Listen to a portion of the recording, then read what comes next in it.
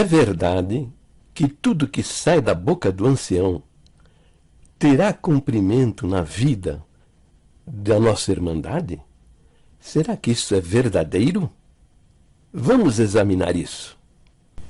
A grande maioria da Irmandade, da congregação, ao ver os vídeos que eu tenho feito e os textos que eu tenho escrito, imaginam que eu duvide que Deus fale realmente na boca de um ministro da congregação num púlpito da congregação cristã no Brasil. Não, eu creio, realmente eu creio. Né? Eles imaginam que eu não acredite. Por quê? Porque eu estou contestando as crenças heréticas que estão na cabeça destas pessoas, destes ministros. Né? Eu não estou questionando que Deus fale na boca de um crente da congregação cristã no Brasil, numa tribuna da congregação cristã no Brasil. Fala, com certeza fala. Por quê? Porque o objeto do amor de Deus são as almas que estão reunidas ali, num culto, desejando de ouvir uma palavra do Senhor para as suas vidas.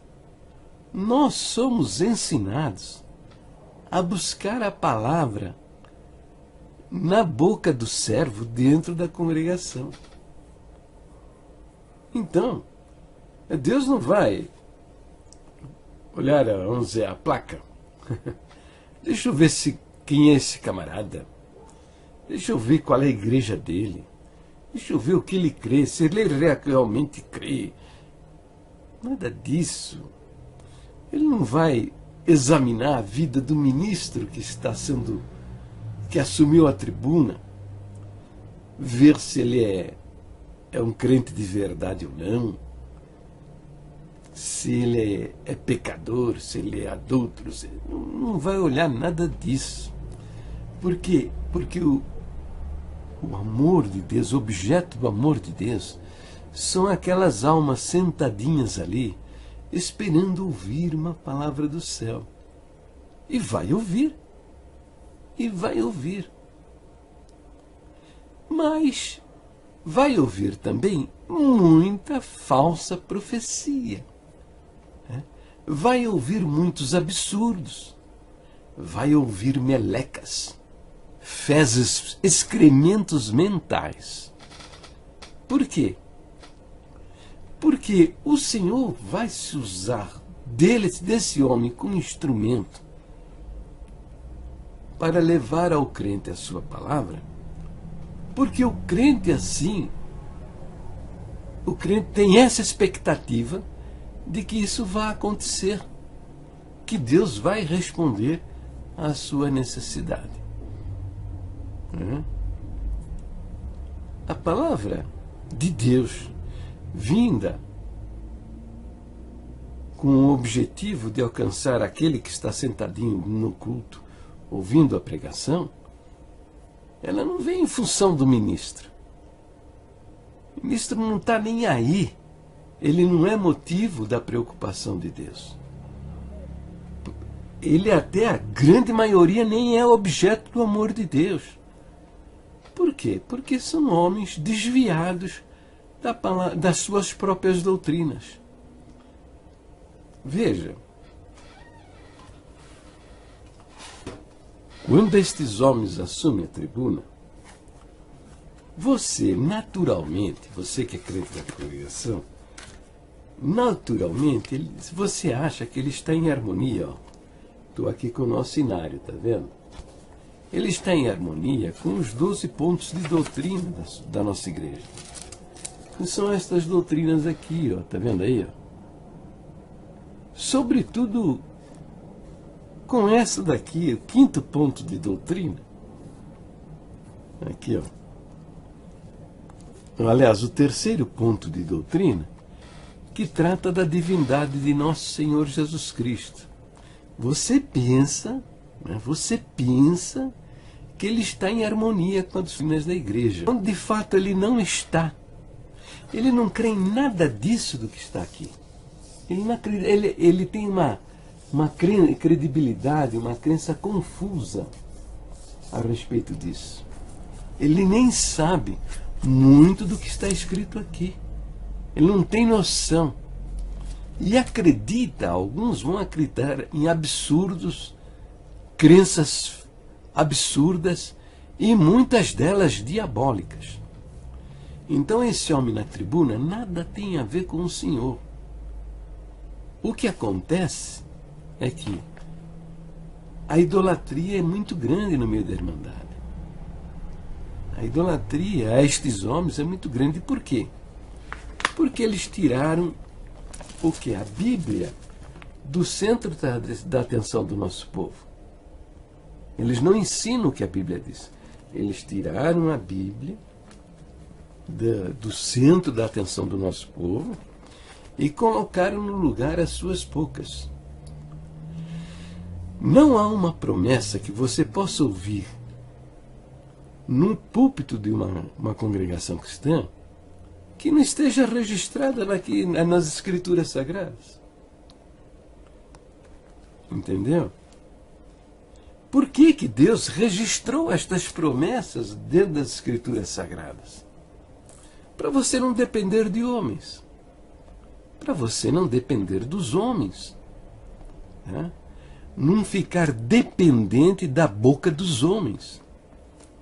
Por exemplo, você vai, muitos crentes na congregação vão ao culto e ouvem a pregação. Eu vou suprir a sua necessidade.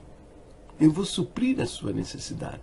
E sai todo empolgado com aquilo que ouviu. Entendeu? Achando que a tribuna, o púlpito e o homem que estava lá, de quem o Senhor usou a boca para falar com a sua alma, ele é o cara. Ele é o cara. Quando na realidade a palavra de Deus registrou, por exemplo, eu vou citar uma, tem centenas. O meu Deus suprirá em glória, por Jesus Cristo, cada uma das vossas necessidades. Então funciona a mesma coisa. Se você crê no que está escrito dentro da Escritura Sagrada, você não precisa ouvir de homem nenhum.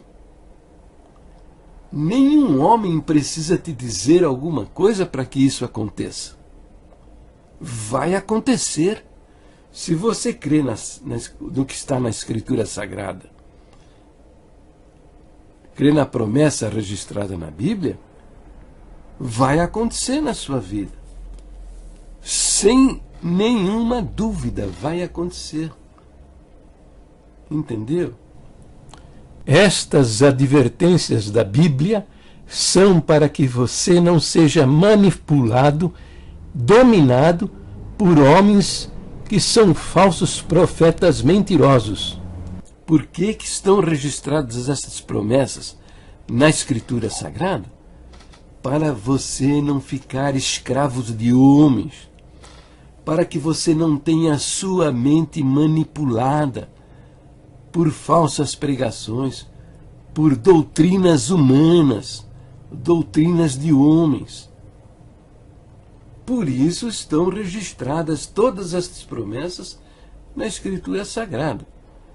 Mas o que estes homens fizeram? Eles tiraram a Bíblia do centro da atenção da igreja. Eles dizem que não é para estudar a Bíblia, é só examinar. Mas se você examinar o que significa, se você for procurar saber o que significa a palavra examinar, você vai ver que é estudar. É a mesma coisa. Só que eles fizeram uma diferença. Fizeram uma diferença entre estudar a Bíblia e examinar a Bíblia. Uma diferença que não existe. Então, Há muitos crentes dentro da congregação que decoram até a Bíblia, conhecem muitos versos, apesar que são muito poucos estas pessoas também, pelo fato deles terem tirado a Bíblia do centro da atenção da igreja. Muita pouca gente conhece versos da Bíblia. Mas tem algo, deve ter, imagino que tenha, que conheça muitos versos da Bíblia. Mas conhecer muitos versos da Bíblia não é conhecer a Bíblia.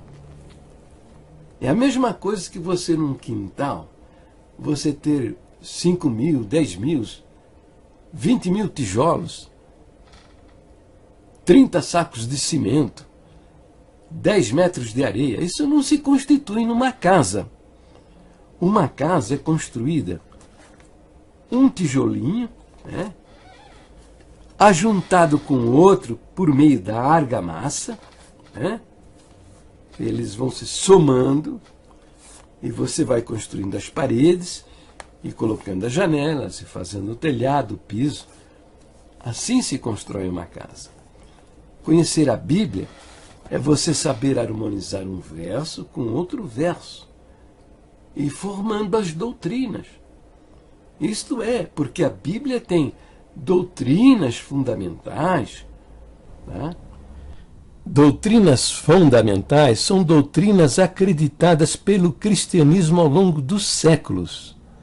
Estas doutrinas, você que é ministro, deve conhecer muito bem, para não pregar fora dessas doutrinas. E que são importantíssimas que você conheça. E essas doutrinas fundamentais são essas aqui, relacionadas aqui nos 12 pontos de doutrina. Estas doutrinas que você lê lá no final do seu inário são doutrinas fundamentais da Bíblia, acreditadas pelo cristianismo ao longo dos séculos. E a principal delas é a divindade de Jesus Cristo, que está descrita no segundo ponto de doutrina e no terceiro ponto de doutrina. A personalidade do Pai é constituída de 3 pessoas na eternidade, agora e assim é assim e será eternamente, porque Deus não pode mudar a sua personalidade. Mas eles perverteram a doutrina, substituindo o verbo haver pelo verbo estar. E o verbo estar indica uma situação que admite mudança. No segundo ponto de doutrina diz que ele é Deus. E ele é parte da Trindade. São 3 pessoas distintas. Um único Deus. 3 pessoas distintas, o Pai, o Filho e o Espírito Santo. E o terceiro ponto de doutrina diz que ele é verdadeiro Deus e verdadeiro homem, que nele há 2 naturezas, a natureza divina e a natureza humana. Se você crê nisso, você está salvo. Se você não crê nisso, você está condenado. É uma alma perdida. Veja que a doutrina ensina. Jesus tem 2 naturezas, a natureza divina e a natureza humana, sendo verdadeiro Deus e verdadeiro homem. E o Novo Testamento prova isso, mostrando Jesus aceitando a adoração e Jesus perdoando pecados. Só Deus pode aceitar a adoração e só Deus pode perdoar pecados. Então, você está sendo submetido a mensagens subliminares que negam a divindade de Jesus Cristo. Provavelmente você não acredita que Jesus é Deus. Você sempre diz que ele é filho de Deus. Então fique sabendo de uma coisa. Se você crê que Jesus é Deus, vai acreditar na doutrina dele sobre a nossa salvação. E a sua salvação está resolvida. Mas se você não acredita que Jesus é Deus, a sua condenação eterna também já está determinada. Decida onde você quer passar a vida eterna.